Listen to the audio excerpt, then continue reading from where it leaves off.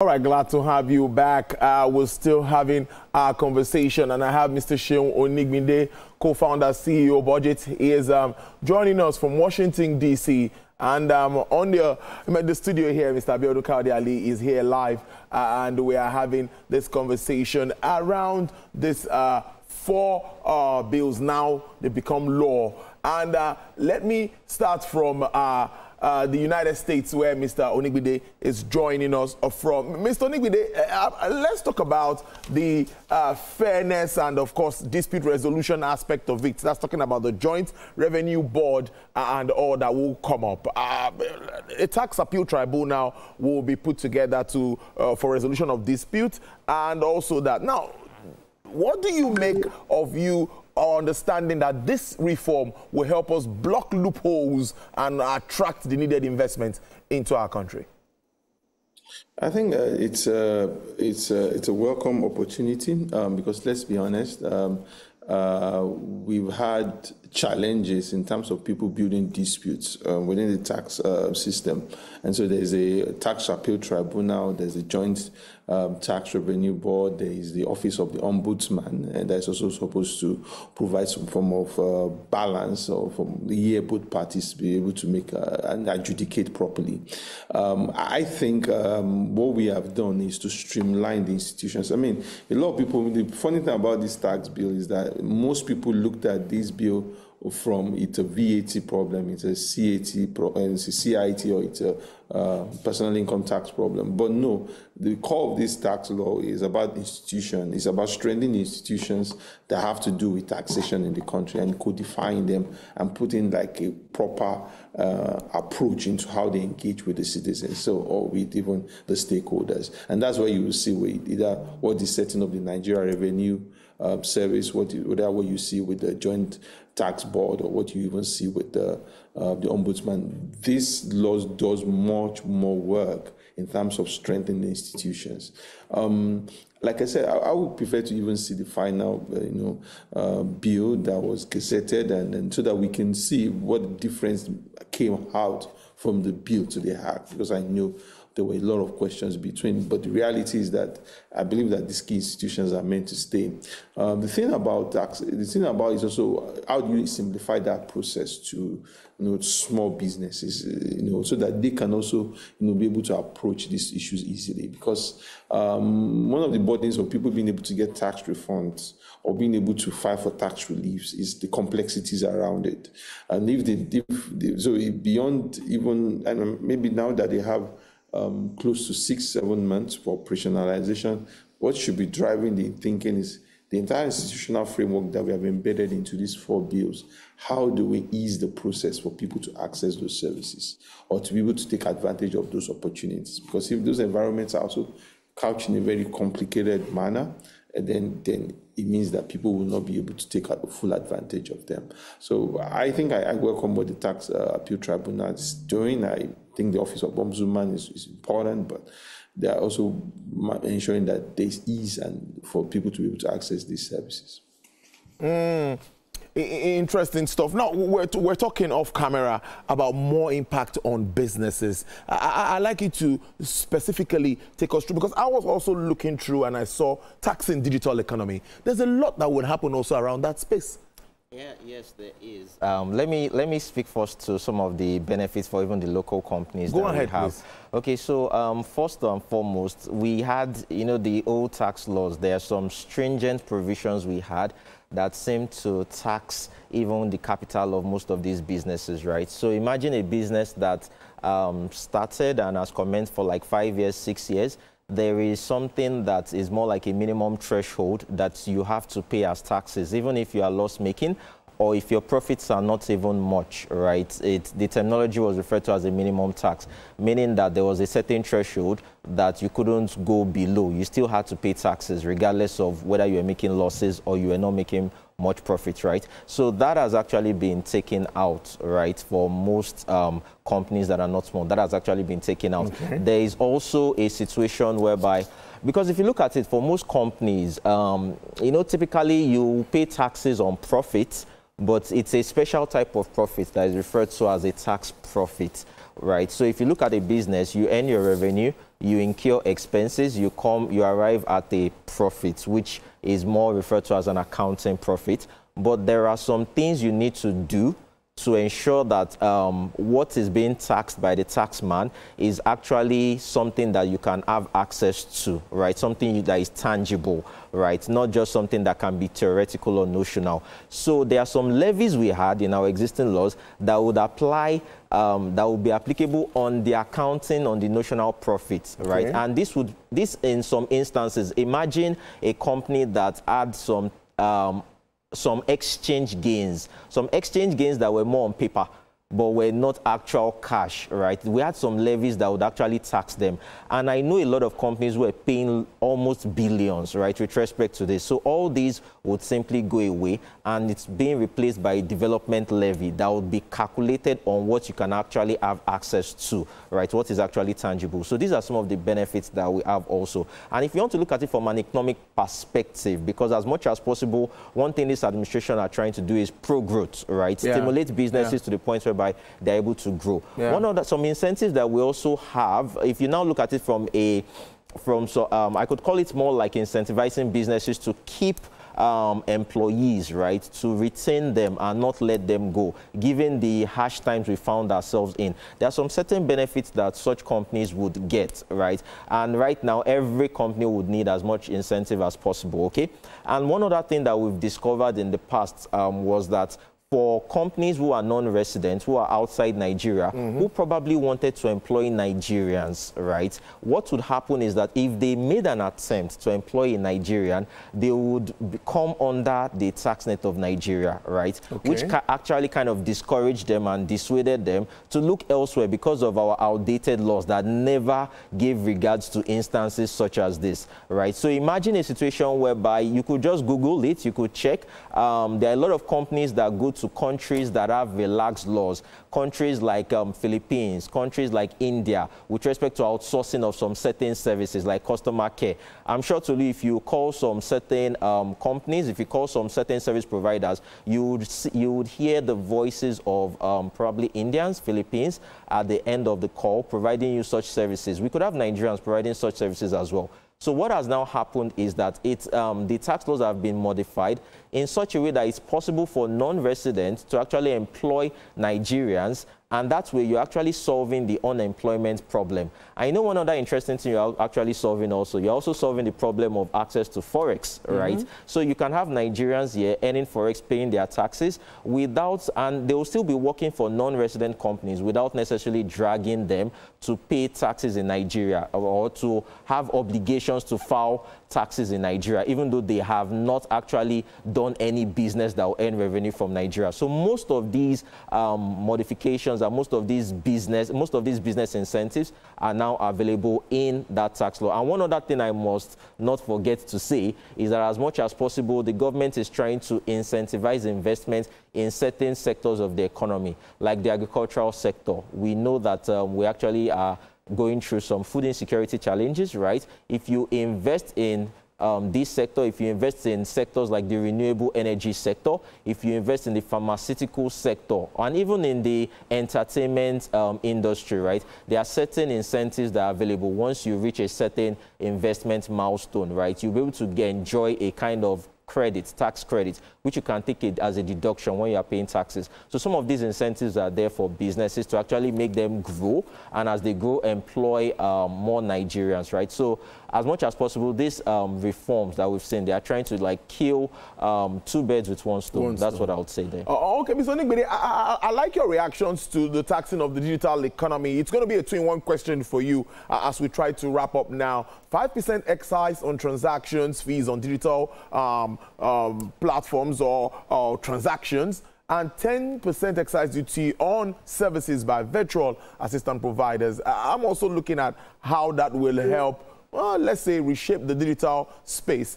Then the second question would be accountability. You mentioned that in your first submission, and I know that's what budget stands for. What do you make? Increased revenue and expectations from the masses. This is about trust here. You're right. So first of all, let me talk about the digital space and the excise duty and the taxes. I mean, it speaks to what Nigeria has been fighting for in recent years with the OECD and different partners saying about that there has to be taxation on digital services, that people can't or just either say Twitter or Facebook, or they can't just set up digital systems within the country, and there's commerce happening within those jurisdictions, and it is not properly taxed. I mean, there is a continuous engagement around those issues, and I think Nigeria has decided to take the bull by the horn on these issues. So we will see where that will land to. I mean, the US, which also benefits more from this because most of the service companies are US companies, have been pushing back heavily on this, and there's been no proper, or I would like to say, coordinated agreement about how this should proceed. But if Nigeria has decided to put a certain percentage on this, I think it's highly welcome. If a lot of services are happening digitally, it should not go without being taxed. The other part of it is also the question you said about accountability. Yes, we cannot talk about taxes without not talking about the component of accountability. You know, there's this popular adage, which also even has something to do with Washington, D.C. says no taxation without representation. That means if you're going to tax me, I must be well represented. My voice must be well represented in the whole process. It's extremely important that we understand that where are these taxes flowing to, and I think some of the budget will be highly interested into going forward, because I believe to some extent the federal government did itself some disservice in these tax laws, and because you are open-minded to reduction of the CIT, which I think is relatively high. You ceded a lot within the VAT.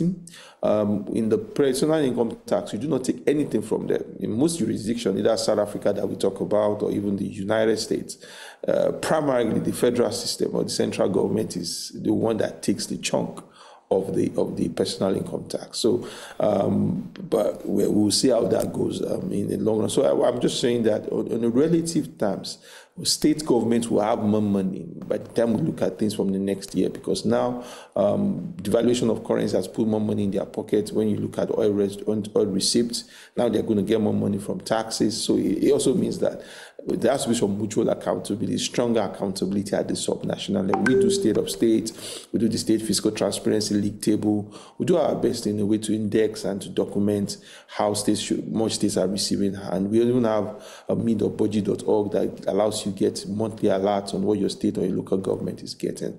Double dipping or going deeper on these tools will be important as we try to ensure that Nigerians don't just look at the federal government alone, they also pay attention to what their state governments are doing, because I always believe that Nigeria is a combination of 36 states, plus the federal government, of course, and the local government. But if we are going to have meaningful traction and progress, I mean, we also have to start looking at states much more intensely, and even the leadership within those spaces. I mean, we talk about 2027 for the president. What about 2027 for our states? What's the quality of leadership that we want to get from there? And those are the answers that will really take us further as a country. Just one more for you, but let me come back to the studio. We see increased revenue, truly. Let's take it from where Sheung stopped.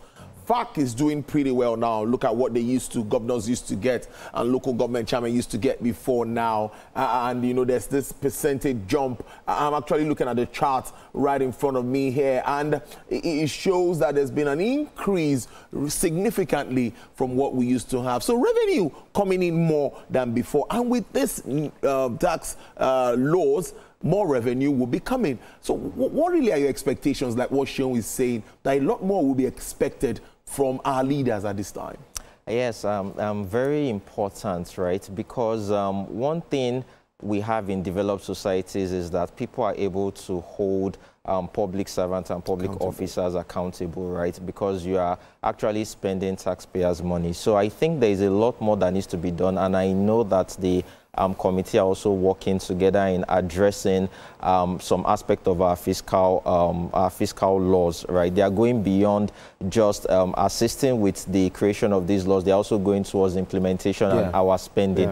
And I think that's one thing we should be expecting to see, a kind of reformation in the way our budgeting process is being done, in the way the budget is actually being done, right, with respect to how do states spend most of this money, right? Because we are not just doing this, people are not just paying taxes because they want to pay taxes, they want to be able to see the benefits from it, right? And they want to be able to point out to that. So yes, I do think that this now speaks to also citizens calling on government, right, to be accountable and wanting to see how most of these monies are being spent, right? So I think it's a question of the chicken and egg, which one comes first, right? So you can't expect, I know I won't expect the government to begin spending what it doesn't have, or otherwise we will find ourselves in a deficit position. And if you look at our current budget, a deficit of about 13 trillion, we're trying as much as we can to reduce this deficit financing. So I do think that to a large extent, taxpayers should begin to have such conversations. And I love the conversations that came in from even when there were stakeholder consultation meetings, right? And people were not clear on exactly what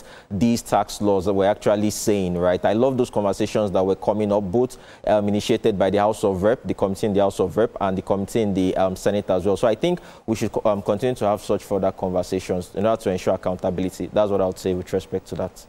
Interesting stuff. So on a final note, Mr. Onigbinde, what more are you expecting? January 1st, 2026 is implementation date. We're looking so much towards that date. It's about 6 months, but it's just around the corner.